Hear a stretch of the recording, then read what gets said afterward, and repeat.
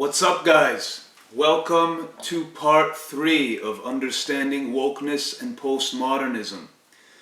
My name is Hovik Arshaguni. Welcome. In part 2 we discussed some of the abstract philosophical ideas of postmodernism that began in the 1960s.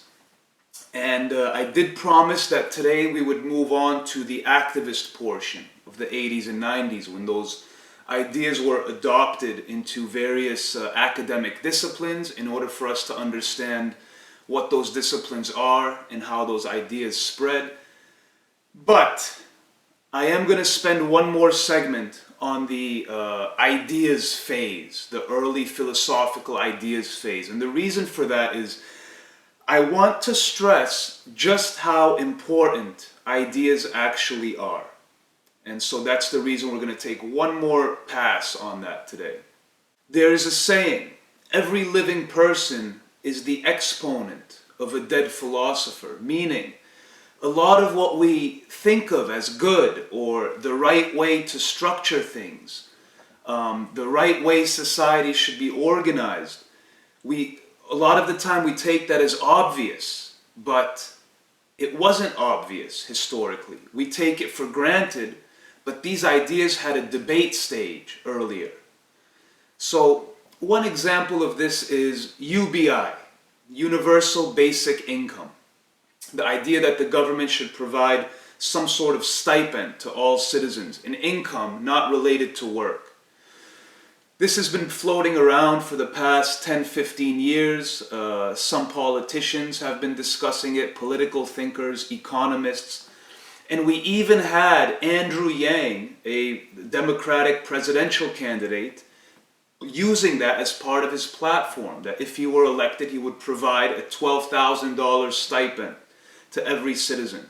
Now, we can imagine years down the road, maybe decades, where UBI is passed, it becomes commonplace. You can imagine a person from that time considering UBI to be obviously the right thing to do, the right way to structure society, our government. It won't be so obvious that these ideas were actually debated for a while. In the same way, we hold ideas today that were debated for a long time that we don't realize, that we consider as obvious. So another example, the idea of democracy. It seems so obvious now. But even when the founding fathers of the American Constitution used the idea of democracy to found a society where people have the right to vote, even then they didn't just wake up one day with this idea. For hundreds of years it was being debated against other ideas like the divine right of kings, hereditary succession, that there is a king and all the other citizens are the king's subjects. So for that reason, we're going to spend another session today on dealing with the philosophy, with the idea stage of postmodernism, because I think it's important to stress. We're going to start with some quotes from the early postmodernists in the 1960s era. Here is Michel Foucault, whom we discussed. The deepest strata of Western culture have been exposed and are once more stirring under our feet. Here is the American postmodernist, Richard Rorty, saying, the postmodern task is to figure out what to do now that both the Age of Faith and the Enlightenment seem beyond recovery. So what is this Western culture? What is this modernity?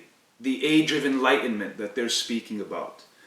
Well, it starts with the idea of reason and René Descartes in the early 1600s. You may have heard of Descartes' famous conclusion, cogito ergo sum. I think, therefore I am. This was a spark lit in the philosophical world that is considered the birth of the Enlightenment, of modernity. What Descartes is saying is, using my reason, using my wits, I can come to certain conclusions. Using reason a capability that we all have. We can think and come to various conclusions about so many things. This was not always the way things were. This is the modern era. But think of things before the modern era, the pre-modern era. How did we think of knowledge? We had the Dark Ages, the medieval ages, the church. Knowledge was a divine revelation that came to certain people. Certain people safeguarded it in the church. They were responsible for disseminating this knowledge to the rest of us. It came as a conduit through certain special people, shamans, right? A person between the spiritual realm and the rest of the group, the rest of the tribe, communicating and translating that knowledge. But Descartes says, no, we can use our reason now to understand the world. And this leads to so many branches. It leads to the age we live in now, the Age of Enlightenment. So through reason, the idea that we all have this capability, comes the idea of the individual as having certain rights, certain ideas, because we all are able to use our minds. We're all capable of the same thing, the individual. And we also get from reason, we get science, the idea that we can use our minds to understand the laws that govern the natural world. And these give birth to further branches. And from individualism, we get the idea of liberalism, that we all have universal human rights. It's not the divine right of kings anymore. We're all equally subject under the law. We all have the same freedoms, the same rights. We also get some economic ideas like capitalism. By acting as individuals in our own self-interest, it can lead to the greater good. It can create wealth. And from the science portion, right, you get medicine, you get engineering. Engineering, we can manipulate the material world to help humanity. We can understand the human body better and come up with ways of healing, of extending life, of treating disease. This entire system is what the postmodernists are calling modernity, the Age of Enlightenment, the Age of Reason. They're not a big fan. So this geological metaphor where the deepest strata of Western culture have been exposed, according to Foucault. This is the deepest strata, reason, and all the things that it led up to. They want to say it should all be kicked out the door. Now, there are certainly some tensions and contradictions within this framework, right? So even one of the freedoms that we have, free speech, it's not absolute free speech. We limit it. You cannot use your speech to call people to violence. Why? Because if you call people to violence, you upset another part of the system. The part that says we should not harm people. People have the right to pursue happiness. They should not be subject to violence. Similarly, critiques can be made about science, right? Science came up with the atomic bomb. It killed hundreds of thousands of people when it was used against the Japanese in World War II. Critiques against this particular branch of science still use reason to say, no, that was a bad thing because it violates the other principles that we've built under this system. So by saying we live in a certain age, it doesn't mean we have to accept everything that the system, it says. They hang in a delicate balance with each other. And we can continue to refine this. We can say reason tells us that there are still certain virtues we have not achieved. There are certain things that still we need to follow through with and apply. That's the key difference between postmodernism and a critique of a particular part of the Age of Enlightenment or modernity. The postmodernists say, no, even reason is completely flawed. There is no such thing as truth, as morality. The postmodernists are striking at the heart of this entire enterprise. Not some critique. We can all critique. We all have things we want to change, things we believe would make the world better. But they want to throw out the base idea of using our wits and our reason to get to conclusions. They are attacking the deepest core of this enterprise. Why? Well, here's another quote by Michel Foucault. It is meaningless to speak in the name of or against reason, truth, or knowledge. Shabula gomida. That's meaningless. A phrase I just made up. The earth is round. Shabula gomida. Equally meaningless statements. Diabetes is a condition in which the cells in the human body are no longer responsive to insulin. Shabula gomida. Equally meaningless statements. All people should be equal under the law. No one should be above the law. Shabula gomida. Equally meaningless statements for the postmodernists. To the extent that we have these ideas, there's no absolute truth or morality in them. They are merely the subjective manifestations of our current social paradigm. So this whole framework, imagine another analogy. Imagine monkey bars diagonally, and civilization is hanging on to one of these bars. And this age of reason tells us, look at where we've come from. Look at these bars going deep into history. And we've made progress through our wits, through our reason. Look at all the things we've built. And we're going to try to get to the next one and the next one. Each one is an improvement. But the postmodernists say no. This is just one subjective rung on this ladder. In fact, all of them are equally the same. They're subjective cultures. There's no truth or moral position in one that is better than the other. At the same time, they really hate this rung. They want to dismantle it, even though from their philosophy, whatever they replace it with is going to be equally as subjective. This is a deep contradiction politically in postmodernism, and I want to hypothesize where it comes from. So, imagine for a moment we're sitting in a room with 100 people, and I'm able to convince you of the postmodern way of looking at the world. Radical skepticism about any truth or moral position, or that any society can be any better than any other society. What political system should we come up with? You might poll everyone, and you might get a big strong guy saying, I have a lot of friends, we work out every day. I believe in the monarchy. I want to be the king. And you might get someone else saying, maybe she says, I really enjoy gardening.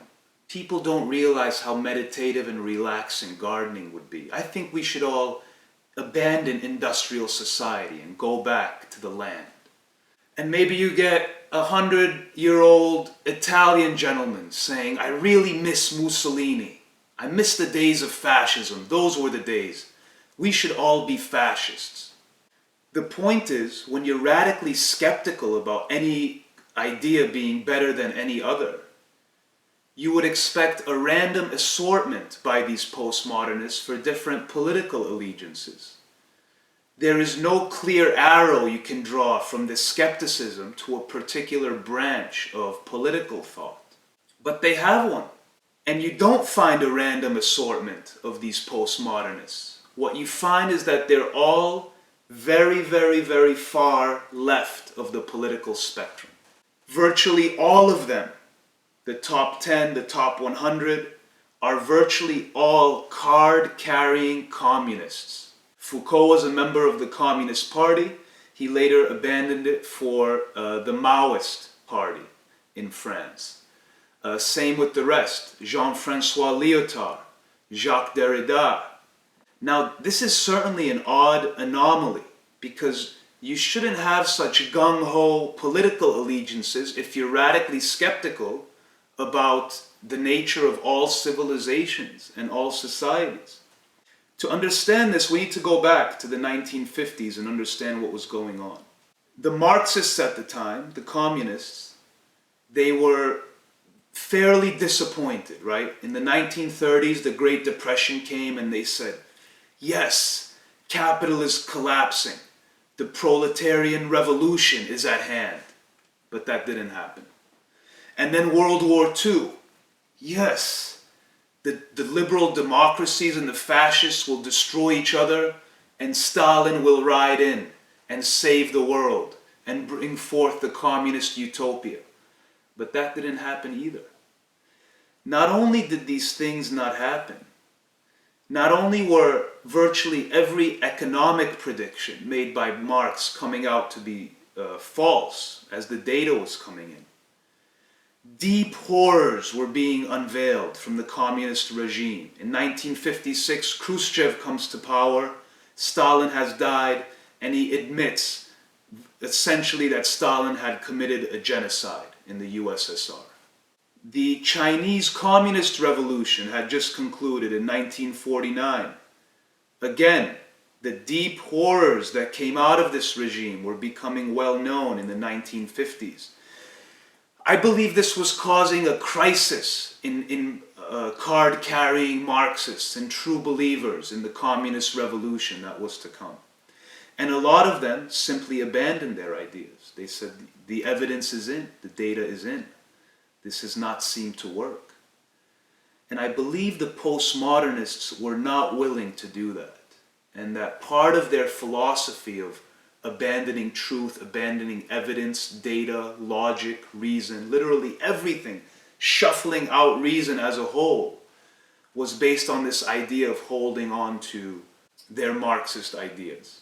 And in this tension, in this sort of weird entanglement of postmodernism and Marxism, we can see the deep contradictions within this framework, within this view. So what are these contradictions? Well, all truth and morality are completely relative and subjective, but we postmodernists tell you the way things really are. All cultures are equally deserving of respect, but this one must be torn down.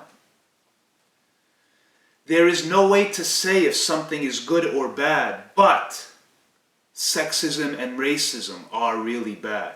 Now, of course, sexism and racism are really bad, but the point is it is a contradiction in the postmodern view to hold that position. These are the funny contradictions that will continue into the activist phase, and that, in fact, we see today, right? People trying to dismantle the teaching of math. We need to incorporate all other ways of relating to mathematics from different cultures. Islam, Asia, tribal and indigenous cultures. All of these viewpoints must be incorporated, but our way of doing math must be dismantled. These are provocative positions. In order to lend some credence to this idea, let's go back to a few quotes from the postmodernists. So, Jacques Derrida identifies the philosophical strain of Marxism in the postmodernists. He was one of the early postmodern thinkers. Deconstruction is another term related to postmodernism. Deconstruction never had meaning or interest, at least in my eyes, than as a radicalization, that is to say, also within the tradition of a certain Marxism, in a certain spirit of Marxism. The Italian postmodernist Frank Lettricia writes, "Postmodernism seeks not to find the foundation and the conditions of truth, but to exercise power for the purpose of social change. One's task as a professor is to help students spot, confront, and work against the political horrors of one's time." So you see that they're interested in something. They're trying to dismantle something. But why? If every rung that society can possibly choose to hang on or go to is the same, why? I'm arguing that a certain allegiance to Marxism is at play here. Unfortunately, I think the trashing of the entire enterprise that stemmed from reason is going to be especially difficult for society. And that's because we sort of see in the actions of the woke today, how wokeness is operating, that because all truth is relative, because all morality is relative, the things they put forth as unjust are themselves don't really have concrete definitions. Oftentimes the offense basks in mere subjective perception. This concept exists in many elements of wokeness that have been coming out, like cultural appropriation, right? You must understand a culture before you talk or use their style of dress or eat their cuisine, etc. But it's rarely applied equally, evenly. It's the subjective interpretation of what it means for a white man to be eating a taco that is in fact considered to be the same as the system of power manifesting itself. Rarely is it applied to airplanes, which from their view are developed in white supremacist scientific culture, but no one cares that airplanes have been culturally appropriated around the globe. The point is, it's not even. And when you understand that these rungs that we hang on, we think we're making progress, but they see them all as equally valid, it makes sense. The only thing left is subjectivity. So I just wanted to highlight that and give another example of how once you understand the framework, that this entire Enlightenment framework has been tossed out and replaced with pure power and subjectivity. A lot of these ideas make sense. A lot of the lingo makes sense that's coming out of wokeness. So I hope that helps. I hope that clarifies a few things. I do plan on doing another Q&A because questions are trickling in. So feel free to send them. Say what you disagree with. If you think I'm wrong, tell me where I'm wrong. We can deal with that through conversation. In part 4 and beyond, I think we'll finally get to the activist scholar portion of postmodernism, analyze the academic disciplines where this framework took root, and how it grew and spread. Thank you for tuning in, much appreciated, and take care.